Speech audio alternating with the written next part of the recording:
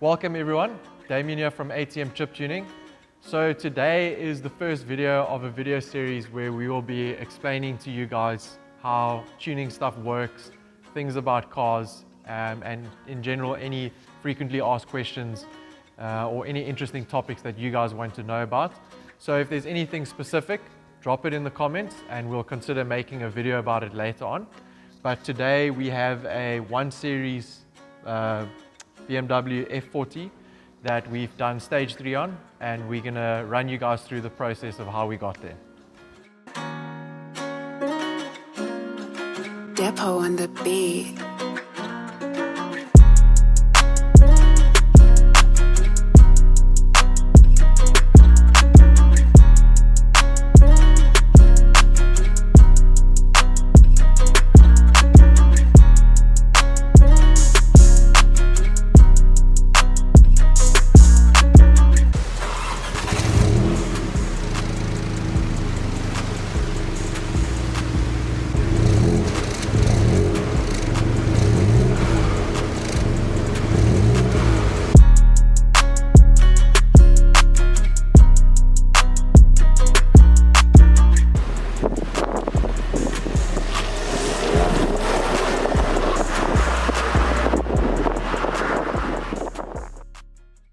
Okay guys, so the naming terms stage 1, stage 2 and stage 3 originated from European tuning companies who want to make it easy for their customers to understand what packages they are purchasing.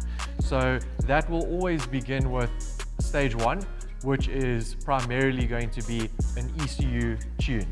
So that would be, your tuner taking your standard ECU, modifying it, or as they call, loading software on it.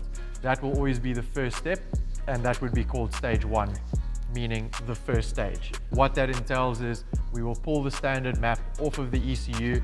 We will then reconfigure it by adding boost, timing, changing torque limiters, or whatever the case may be, depending on the vehicle. And we will then load that back on the vehicle. So I'm not going to go too in detail about how that process works, as we are going to focus on the stages themselves, not what we do during that process. But that is exactly how it works for stage 1. The first stage is doing an ECU tune. And generally, that will, on a turbocharged vehicle, net you somewhere between 10 and 30% power gains, and some vehicles even more. A lot of the time, people will mention stage 1 plus as well, as an in-between between stage 1 and stage 2. So stage 1 plus can mean your ECU tune with the addition of an intake or a downpipe on their own, meaning stage 1 plus something. So plus an intake or plus a downpipe.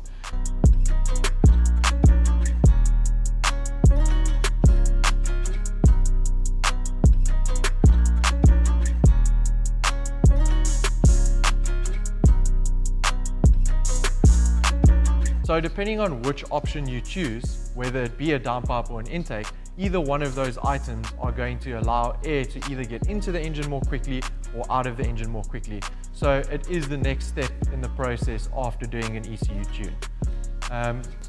The natural progression after that though is a full stage 2 package, which generally means an upgraded intake and upgraded downpipe or exhaust together. And what that allows you to do is, an engine is fundamentally an air pump.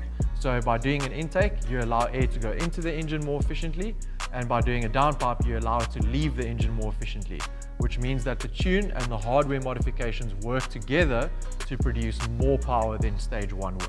And don't forget guys, if you're looking for your intake upgrades, head over to atmtune.com, and for the next 7 days, you'll get 10% off in the link below. Okay. And the tweak filter was facing forward. Yes, man.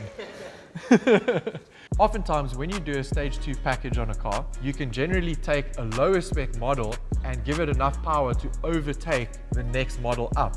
For instance, you could do a stage 2 package on a Golf 7 GTI and end up with 20 to 30 kilowatt more than the R. Great. So now you've achieved stage 2 status. And now you can brag to all your friends that you've got an intake, downpipe and software on your car. However, in the background, you've created a small problem. That extra power means you're creating more heat as well. The turbo is boosting more compressed air gets hotter. So now the next natural upgrade would be an intercooler. And depending on your vehicle, if it's a popular one like a VAG group vehicle or BMW, you can get a bolt-on intercooler like this one over here, which will lower your intake temps. Lowering intake temps means your turbo can boost with less effort and you can create power more reliably as well. So now that you've got your cooling issues sorted, upgrading to stage 3 is going to be more of a natural progression. It's not really recommended to go stage 3 without doing any cooling upgrades, unless of course your standard cooling system can support it. Right, everybody's favorite part. It's the part everybody wants to hear about, and they don't want to do any other upgrades, they just want to skip to that. No, I'm kidding. However, some people are like that. That would be putting a bigger turbo on. Hybrid turbos.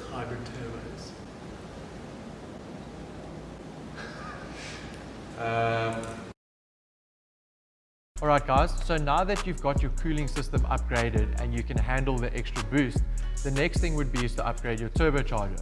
So there's two ways of upgrading to stage 3 that are obviously the norm.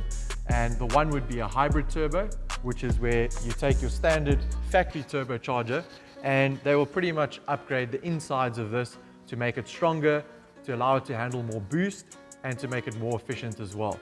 So this is an extremely popular upgrade because you're utilizing the standard turbocharger, which is bolt-on, so you don't have to add any extra hardware to make them work. However, once that gets a little bit boring, then the next step would be to upgrade to a big turbo. And then things get a bit crazy. You're gonna have to upgrade a lot of the surrounding parts around the engine, such as the intake, the oil feeds, and things like that.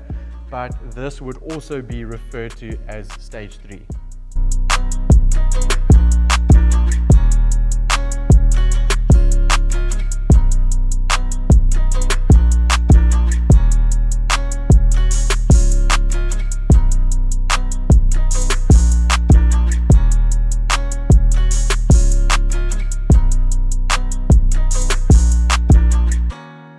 And that pretty much concludes the process of going from stage 1 to stage 3 on your average European, turbocharged vehicle.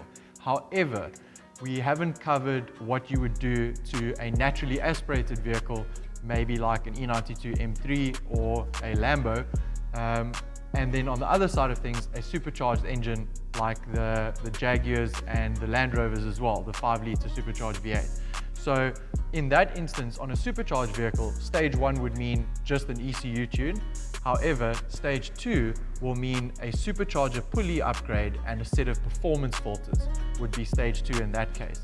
And then on a naturally aspirated engine, that could mean upgraded headers, which is the exhaust manifold, and also an intake.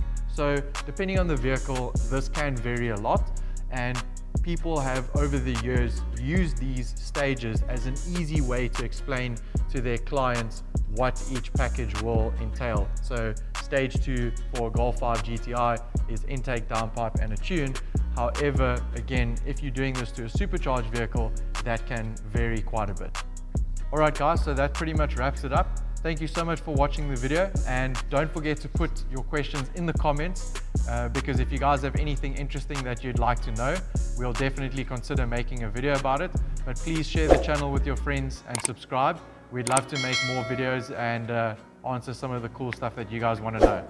So thank you very much. Damien here from ATM.